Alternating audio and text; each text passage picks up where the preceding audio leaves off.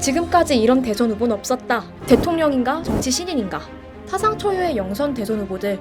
과연 이들의 어떤 점이 국민들에게 특별하게 다가왔을까요? 시간 순으로 보는 두 대선 주자의 인생길, 지금부터 살펴보겠습니다.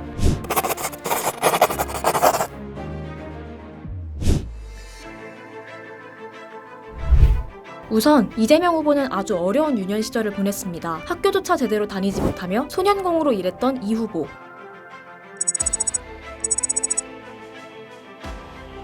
그 과정에서 수많은 상처가 남기도 했습니다. 프레스기에 다친 팔은 지금도 휘어있죠. 그러다 학업에 대해 생긴 간절함, 노력 끝에 검정고시에 합격, 중앙대학교 법학과에 입학하게 되었습니다. 반면 비교적 순탄한 학창시절을 보낸 윤석열 후보. 학자이신 아버지처럼 그 역시 공부에 열중, 동문들에게 모범생으로 기억되고 있습니다. 학교에서나 동네에서나 알아주는 수재. 그렇게 윤 후보는 당연한 듯 서울대학교 법학과에 입학했습니다. 같은 법학도였지만 이후의 행보도 굉장히 달랐습니다. 이재명 후보는 성실한 학교 생활을 하며 남들보다 빠른 나이에 사법시험에 합격, 사법연수원에 무사히 입성했죠. 이 시기 이 후보는 당시 노무현 변호사 강연에 감명받았고 바로 노동법률사무소를 열어 인권 변호사로서의 삶을 시작했습니다. 사회운동 역시 활발하게 하던 이 후보는 2004년 성남의료원 사건으로 이름을 알리기 시작, 다양한 활동을 펼쳐나갔습니다.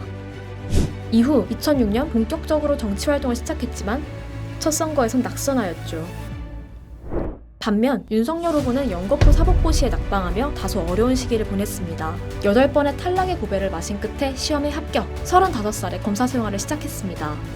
늦은 합격은 오히려 형님 리더십을 키우는 데 도움이 되었습니다. 동료들에게 큰 형으로서 의지가 돼주었고 덕분에 부장검사부터 시작한다 라는 농담까지도 나왔다죠. 그렇게 동료 검사들의 신임을 한몸에 받던 윤 후보는 굵직한 사건을 원칙대로 처리하며 대쪽 같은 검사로 그 이름을 날려나갔습니다.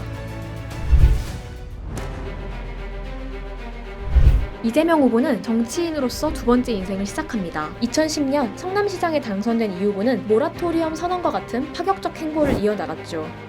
다양한 복지 사업 역시 진행하며 존재감을 키워나갔습니다. 거침없는 발언으로 싸움닭이란 별명까지 얻었습니다.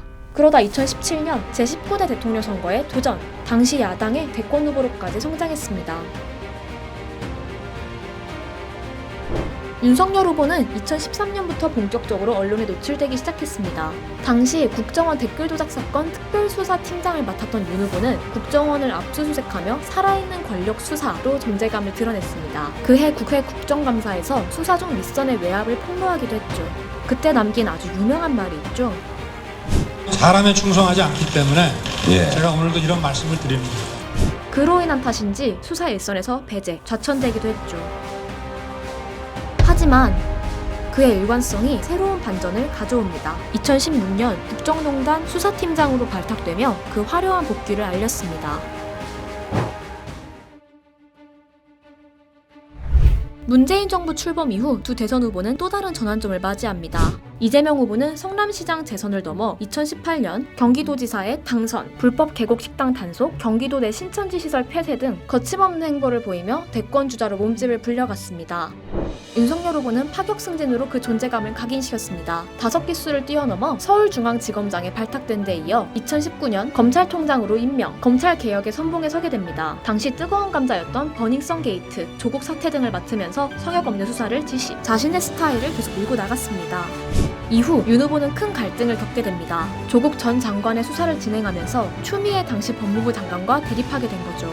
하지만 그에 굴하지 않고 작심 발언, 야권의 대선 주자로 급부상하며 검찰총장직에서 사퇴, 정치에 입문하게 됩니다. 굴곡진 인생을 지나온 듯하지만 두 후보의 방향성은 일관됐습니다. 이재명 후보는 소년공 시절에는 공부, 사시 합격 후에는 인권 변호사 활동, 정치 입문 후에는 강력한 정책 추진을 통해 항상 상황에 맞는 해법을 찾아왔습니다. 한편 윤석열 후보는 하나의 길을 정하면 끝까지 밀어붙였고 긴 수험 생활의 어려움과 검사 시절 권력의 압박 등에도 흔들리지 않고 자신이 정한 길을 그대로 걸어갔습니다. 물론 이런 일관성 때문에 비판이 일기도 하지만 자신만의 힘으로 대선 후보에까지 오른 것도 부인할 수 없는 사실. 사상 초유의 영선 대선 후보 매치가 성사된 것이 이를 방증합니다. 대선에 임하는 자세 역시 지금까지의 길과 같았습니다. 먼저 이 후보, 끊임없이 자신만의 스타일로 해법을 제시하고 있습니다. 그리고 자신의 원칙하에 논란을 피하지 않은 윤 후보, 공정 키워드 중심의 행보를 이어가고 있습니다. 반세기를 넘게 걸어온 각자의 인생길 끝에 두 후보는 3월 9일 대선의 링에 올라섭니다. 각자 나름의 강점이 있는 펀치. 승리까지 이끌어줄 한방은 과연 무엇일까요?